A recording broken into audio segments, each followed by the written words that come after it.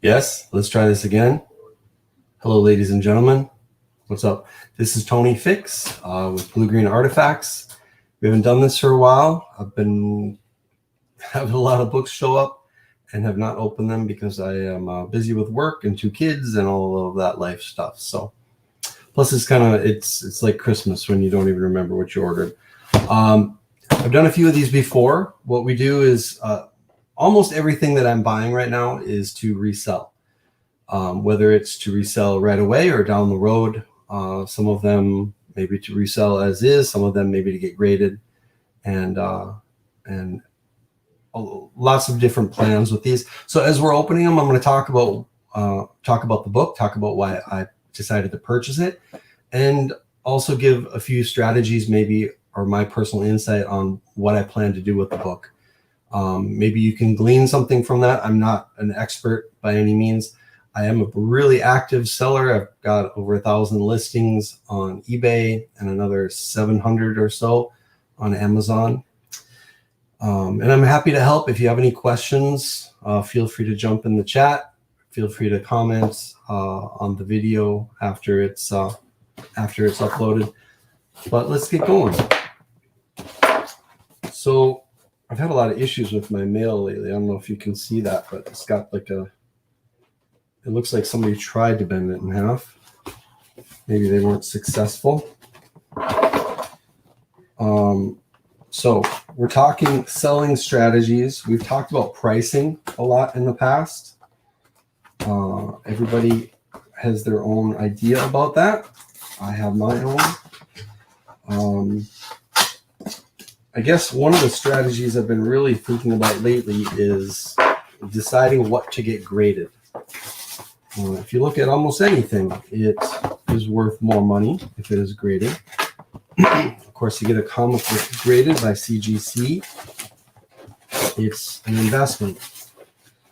Just one book for the standard modern tier. Oh, I forget the number off the top of my head, but by the time you do the shipping and the pressing, it's between $30 and $40. I'm sorry, shipping and the encapsulating.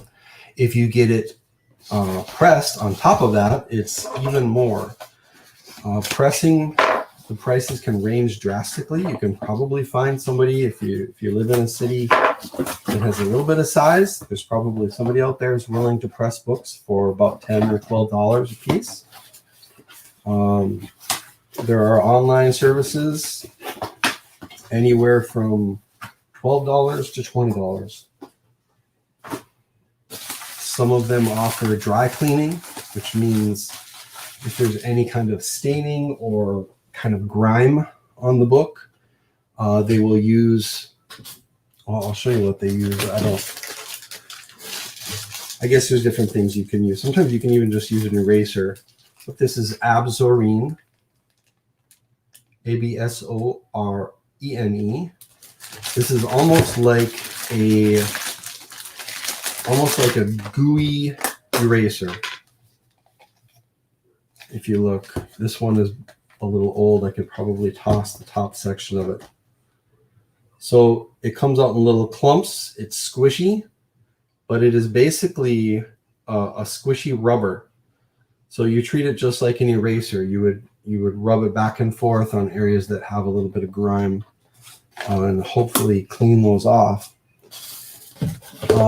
There's probably other tools you can use to do that too. That was one that I was advised to use from Nick at Slabbed Heroes. Recommended that one. All right, so what do we have here? First book, and considering that was bent, this looks to be in really good condition. I really like this one. I believe this is a Peach Momoko. I think this is a retailer variant. Sometimes after I make these purchases, I tend to forget little details of them. Obviously, Black Widow. This is number 1. I love the sideways zip lining across the cityscape. I think this was actually either an homage or just a straight ripoff of another book that I've seen with that same design. I don't love all of Peach Momoko's work, but I do really like this one. I like the design aspect of it. I like how Black Widow is drawn. There we go. It's just a really sharp book. That would look really good graded. So Peach Momoko is great. Peach Momoko is all over the place. Books that are coming out now compared to books 3 months ago. 3 months ago, everything that Peach was coming out with was turning into money. It could be a nothing book. That's not true now. There is a little bit of fatigue. There are still people looking for great covers, though. This is not one that has a lot of value right now. This is kind of a question mark for me, exactly the best thing to do with it.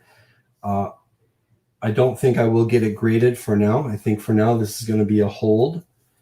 I'll just kind of hold off as the Black Widow movie, whenever they decide how they're going to release that. As the Black Widow movie is approaching, I'll probably make a decision about listing this.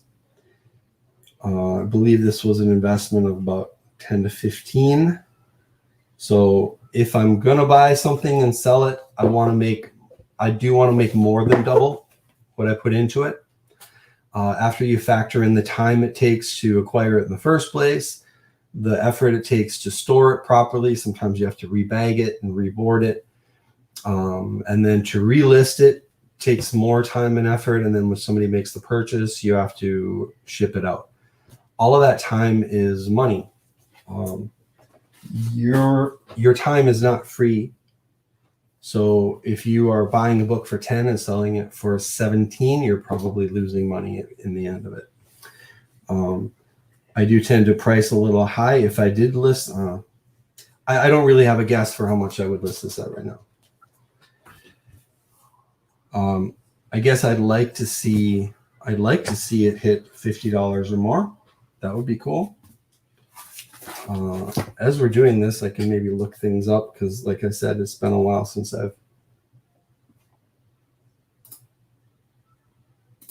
There we go.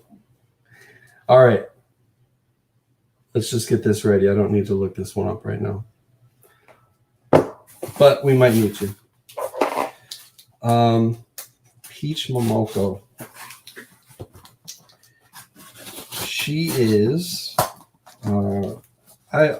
I'm really happy for her because it's, from what I understand, I'm not an artist myself, but to make it in this business can be a lot of work. It can be really hard. I like her original work. If you go to her website, her style is definitely not traditional comic book style, but it lends itself well to some comic book work. I do think there's too many of them, and I do think she has some covers that aren't amazing. All right. So I'm not sure why they shipped this one in a LP holder. I don't buy LPs. Let's check it out. What do we got here? We have, oh, yes. All right. We have 2 copies of Generation X. This is that famous chromium cover 90s book. This was supposed to be the new version of the New Mutants, basically. The biggest name to come out of this book was probably Chamber. He's the one with the fire for the bottom half of his head. I believe, and I know there's a few people out there who agree with me, I think this is an underrated book. I think it's very much under the radar. It doesn't have the attention that a lot of the other books do, and there's a lot of first appearances in it. So, and because it is a chromium cover, it's not that hard to find in high grade. There are very few 90s books that you should be buying if they aren't near mint or if they aren't a 9.8 candidate. Just the vast number of them. I wonder. I know I was looking for Generation X, and I was also looking for Generation X newsstand editions. I'm wondering, no, these are the direct. So this is a wraparound cover. It's really beautiful. If you did not collect comics in the 90s and you are excited about what's happening with the X-Men right now with Jonathan Hickman, you may want to pick up one of these. These are not expensive at all. I think they're, depending on grade, it can range anywhere from $5 to $25. And why not? Grab one, toss it in a long box. Because they are chromium, if you do get a near mint plus copy, you might actually have a 9.9 candidate. There are a number of 9.9s on the census right now. I have one that I originally bought in the 90s, and now I've got a couple more. Awesome. Very cool. So what am I going to do with these? These are not worth reselling right now.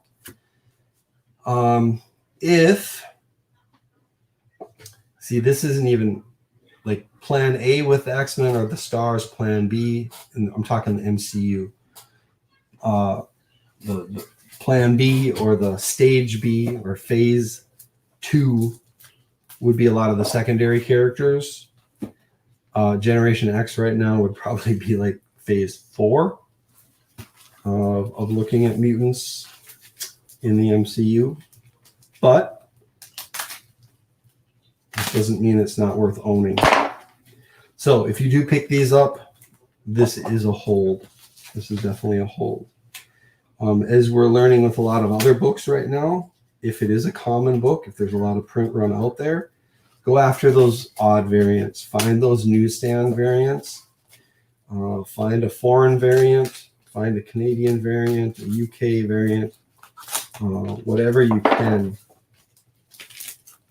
Something to set itself apart. If it is also in high grade, then that is the copy that real collectors will want to pick up. And you could have twice the value or more of one of the regular books. Some people really package their stuff interesting. Interesting methodology here. So, just want to say a public thank you, by the way. Last Friday, I was listening to and chatting on the live chat for Mel V's Drunken Chat Son. And while I was chatting, they asked me to just jump on. And I did.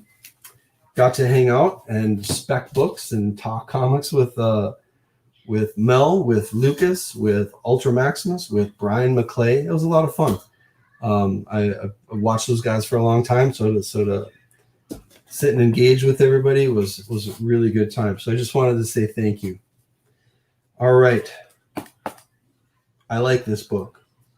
Gary Nusser and I believe, are on the same page on this book, if I'm not mistaken. This is Champions number 14. 1977, volume 1 of Champions. This is in pretty good shape. There aren't any big spine ticks. This is the newsstand variant, which is not hard to get, obviously, for a 70s book. But this is, as you can see on the cover, this is the first appearance of Swarm up here. So if you didn't watch Spider-Man and His Amazing Friends in the 80s, you might not know anything about Swarm at all. Swarm was a villain, actually first appeared on that cartoon. I'll hold this up as I'm talking. Swarm is basically exactly what it sounds like. He is a swarm of bees. All he says is swarm, swarm, swarm. I don't know. It sounds really stupid. But you know what? On the comic or in the cartoon, I liked it. It was cool. It was interesting and unique. And he did jump over to comics. There is another book that for a long time was collected as his first appearance, but the market has moved to this one as his first appearance instead. I do not recall the other one off the top of my head. But Champions number 14, first appearance of Swarm. This is a buy and hold. Get these in near mint condition if you can. As a 70s book, that's going to be hard to do. There's a lot of nostalgia for that cartoon. Firestar, obviously, people have been talking about as possibly showing up in the MCU, and I think there are a number of directors who probably would love to use Swarm in one of their shows. Plus, there's a really popular an app of a mobile game that has just added Swarm as one of the playable characters. So I find that kind of interesting. I feel like there's always a little bit of synergy. If something's used in a game, there's a reason why that character shows up in general. If there's a new toy, a new Marvel Legends figure that's released, there is a reason why that character is released. Sometimes they just want to show everything they have, but sometimes there is a little method to the madness. It could be an indicator that people are talking about using their characters. So Champions 14, this one specifically for me, it could use a little bit of a press. There are a couple color breaks. It's probably if it gets a nice press, I guess I'm not looking at the back cover right now, but it's probably above a 9.0, which is not too bad for books of that age. But this is clearly, it's just a hold till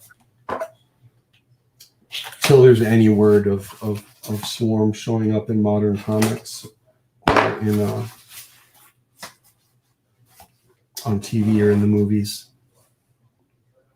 But you know what? Every once in a while, when I send off a pack to CGC, I'll send off a bunch of books that I know I should grade, and then I might throw in one or two that are just like, screw it, why not? Just if it's for personal collection or just as kind of a gamble. And sometimes those gambles pay off. So maybe I will throw it in with a pack. So next up, what do you know? We've got 2 more copies of Generation X. I'm going to check on these 2 because I know I made a purchase of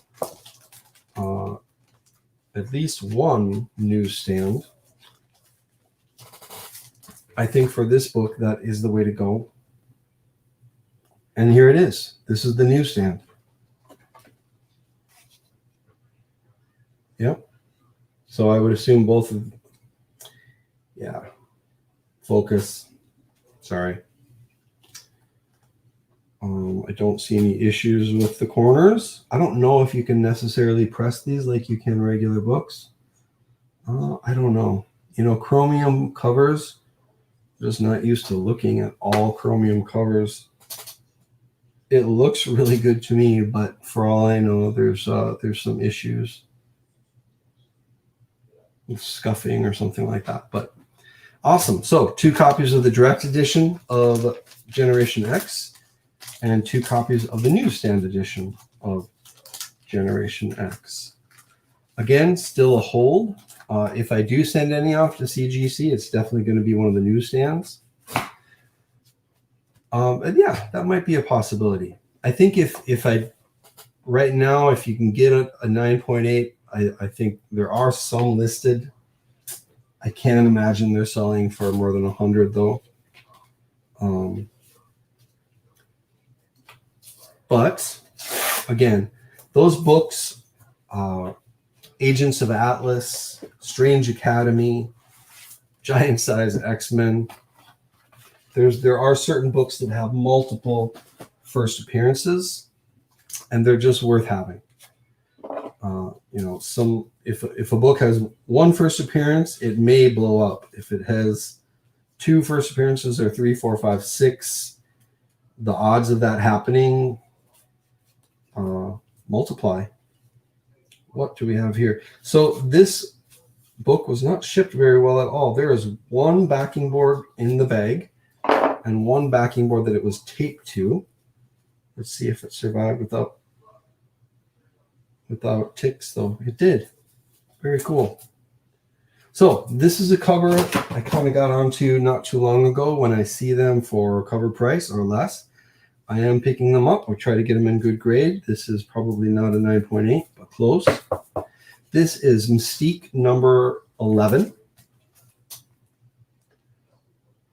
That is just a beautiful cover. Mystique is one of those characters. Obviously, we've seen her a lot in the movies. She does not have a lot of covers. There aren't a lot of feature covers to collect for her. So I don't know the artist off the top of my head. There are some spine issues on this. I don't know if they would press out or not. But if you were an X-Men fan, this in a slab on the wall would look amazing. That is just a beautiful, beautiful cover. I don't think it's a key at all in terms of appearances or what's going on in the story, but there are plenty of books out there that have value just because of how beautiful the cover is. We have that America Chavez, number 8. That Jen Bartel variant. It's a 1 in 25. Really nice feature cover. Not too different than this, actually. I think raws of that are selling for like $300 or $400 now. If it is something that's beautiful, especially a character that doesn't have a lot of covers, in my mind, that's worth owning. You think of how many covers like Wolverine has. You know, there could be 10 beautiful covers that come out next month for Wolverine. They're probably none of them are going to have long-term value. There's just too many to choose from for him. Mystique, on the other hand, she did have a really cool 1 in 10 variant on, I want to say it was X-Men Red or X-Men Black a couple of years ago. I should post that on my Instagram. Please do check out my Instagram. I do try to post books that I'm looking at, books that I'm speccing on, share some ideas of what you guys can be picking up and finding. Very cool. Oh my God, I love this. This is awesome. This is awesome. So, speaking of Instagram, this was one of my posts a few weeks ago. Middle West. Middle West is a comic from Image Comics. It is written and drawn by Scotty Young. It lasted, I want to say, 18 issues. Actually, there's a receipt in here. Yeah, 18 issues. One of the two that I was able to pick up, and this has the receipt in the bag, so let me get that out of there quick. There was a variant of that last edition that's just awesome. That is so cool. I'm not sure if that's a 1 in 25. It's just the cover B. Middle West. There's been no news on this in terms of options. But Scotty Young, specifically because of Strange Academy, the other one is a number 2. It's a 3rd printing. Because of Strange Academy, Scotty Young's been pretty famous for a while. Obviously, the baby variants. He's done a couple of series. He's doing some writing. This is almost like a Wizard of Oz type story. I'm not even going to try to explain it.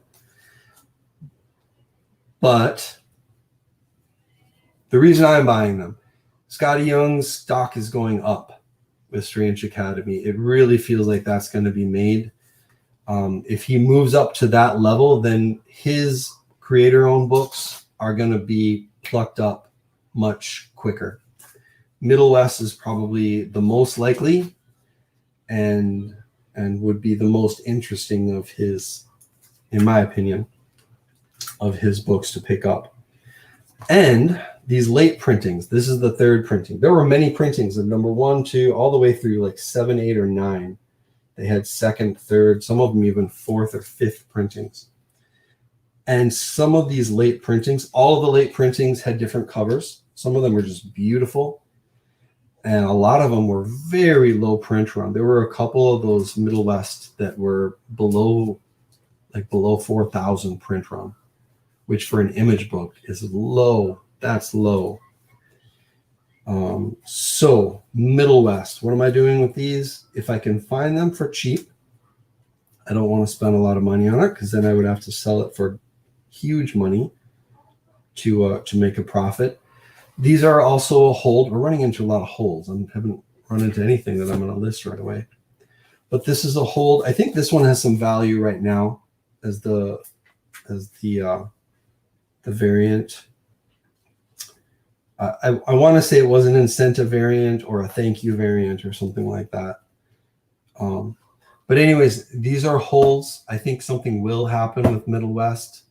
For as many networks, streaming companies as there are out there, at some point in time, they're going to delve into, somebody's going to option it.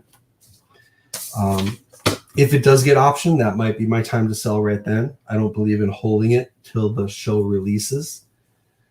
You might miss out if you sell a book at 45 when there's option news. If the show pans out and turns into a hit, maybe this book, let's go to this one instead. If I sell this for 45 when the option is announced, let's say the show comes out a year and a half, 2 years later, and actually has some star power, has a good director, gets 3 seasons and becomes pretty popular. Yes, this book would be, in a 9.8, could get up to 500 or more, right? But the odds of that happening are so low. For every book that happens to, there will be 25, 35, 45 others that it doesn't happen to. But they will all have that bump up when they are optioned. So if somebody wants to buy this when it hits 45 or so, if the option is announced, and somebody wants to buy another independent when the option is announced, and another, if I can sell 10 of those books for 450, 20, 30, 40 of those books for $45, when the option is announced, I'm still making more than if I just held them all and sold the one that turned into a $500, $600, $700 book. I do treat independents a lot differently than actual Marvel or DC titles. These are much more risky, even the great ones with a great artist, a great story, a great concept, a great publisher like Image. They're very risky as long-term investments. So Middle West, late printings of the early issues. Go for it. All right. This feels like a book. What do we have here? I know I made some purchases of some other Middle West. There's one in particular that is, I think it's a late printing of the first issue. It's just beautiful. There's some really beautiful covers. And honestly, beautiful sells. If you've got a really nice cover, even if it's not a key, there are people who will just want to own it. All right, what do we got here? It looks like a number of books. How are we doing on time, ladies and gentlemen? 29 minutes. I'm not going to kill you. I have a lot of these to go through, to be honest. I'm sorry if this isn't the most interesting lot, but hey, got to be done, and we may as well talk about it while we do it, right? I mentioned I'd like to talk more about grading and which books I get graded, because I am actually changing my philosophy on that. There are books that I'm getting graded now that I wasn't getting graded a year or 2 years ago. It is expensive. It's an investment. It's the kind of thing, though, that once you get into the habit and you have the system, for each time you're putting money into it, you're in a short period of time, you're getting old books back from an older shipment you sent out. So the flow of that money at least seems to be a lot quicker from the time you put it in to the time you get it out. Sweet. This is like synergy, man. This is exactly what I was talking about. So, Middle West, late printings. We've got issue number 1. We've got 2 copies of the second print. Love that one. This cover as a Virgin variant was also a retailer variant, and I could not tell you who it was. I know I picked one up, and I have not seen it yet, so it's probably in one of these boxes too. So 2 copies of second print of number 1. Great. This is one of my favorites, though, of that whole set. This is issue number 1. This is the 3rd printing. Somebody had them for basically cover price, so I couldn't resist grabbing all 4 of them. Just the coloring and the design of that is so cool. Such a great cover. Yeah, I really like that. So again, Middle West are holds for me. All these are in really good condition.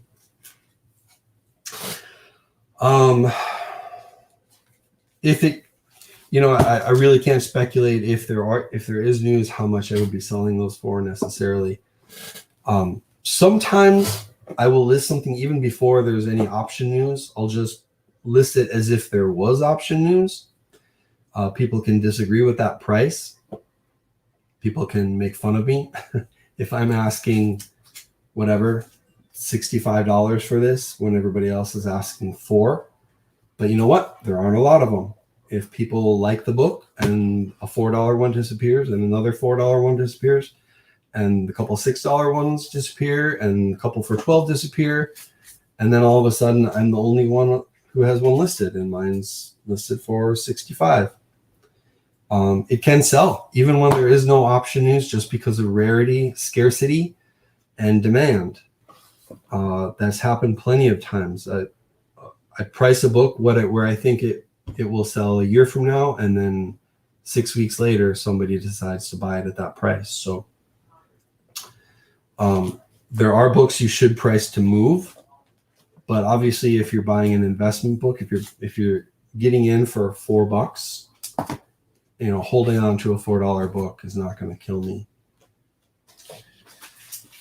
If I put $300 into a book, I need to have a very clear plan of when I'm getting that money back or how I'm getting that money back. One of the most dangerous parts of buying and selling comic books is falling in love with your books. I do have a personal collection, but there's really not even much in my personal collection that I wouldn't part with for the right price. Because why not? It's not my son or daughter. It's if I get rid of it, I can always get it back again down the road.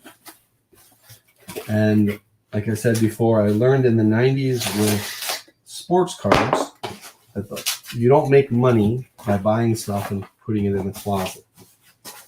It might go up in value and then it goes back down again. The people who make money are the ones who are actually selling the packs of cards. And the same thing goes for comics.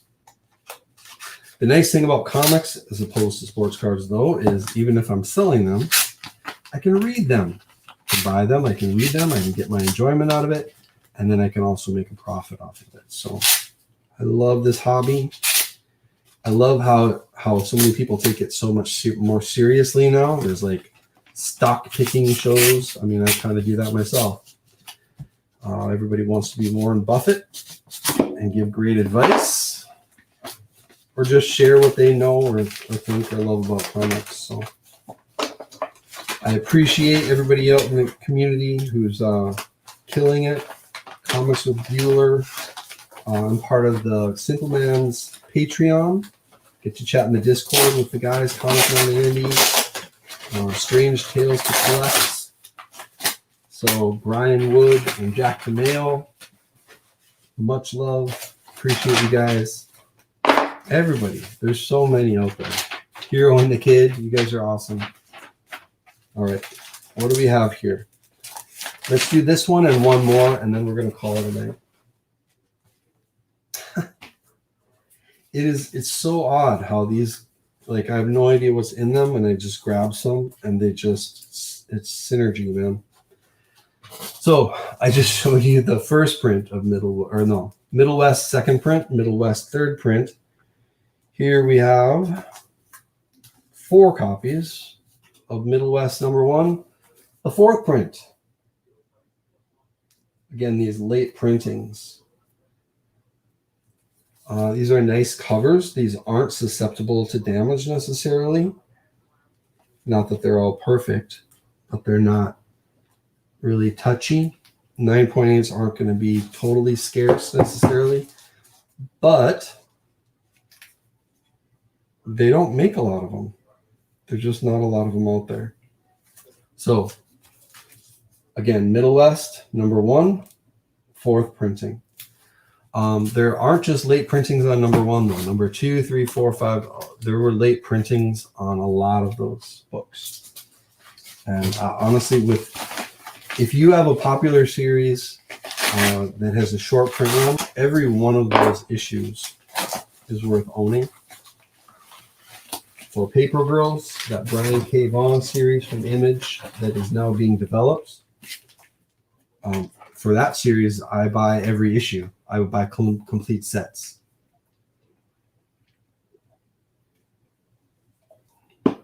If it's not, an excessive number, like there are people who want to buy every issue of Walking Dead, but that's not easy, man. Even with Saga, by the time they're done, there's going to be whatever. Won't be 100 of those too. That's not easy. But when you're talking 10, 15, 20, even 30, that's doable. If people love that property, they're gonna be happy to pick them all up. All right. Wow, I never get to talk about DC books. This is a book that a few others are specking on, and I'm fine with jumping on bandwagons. I have nothing against it. I don't need to come up with every idea myself. I have a lot of my own ideas. This was not my idea. We have the DC's Young Animal. This is Far Sector #1. There's 2 copies of this one. It looks like it did get a little corner damage on one of them specifically. That's too bad.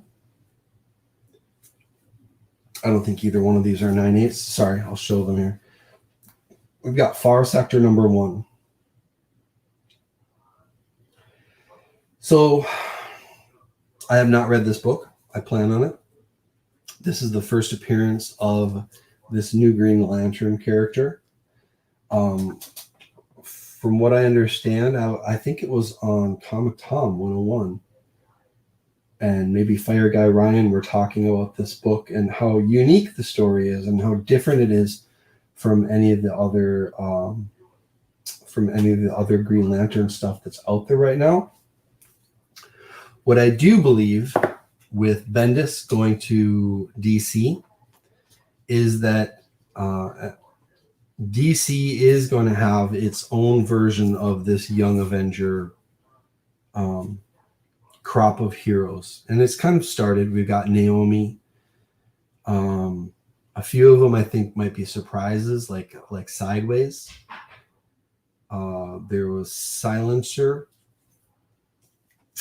We've got possibly even that new Superman, the one from China. And we've got this Far Sector Green Lantern. I'm sorry, I don't even know her name off the top of my head. I am trying to pick up this young generation of DC heroes. I think there's definitely some value to it. I think, if you think the Avengers can be kind of stale and old, I know there's some great DC comics out there, but in general, there's a lot of the tried and true, the Superman,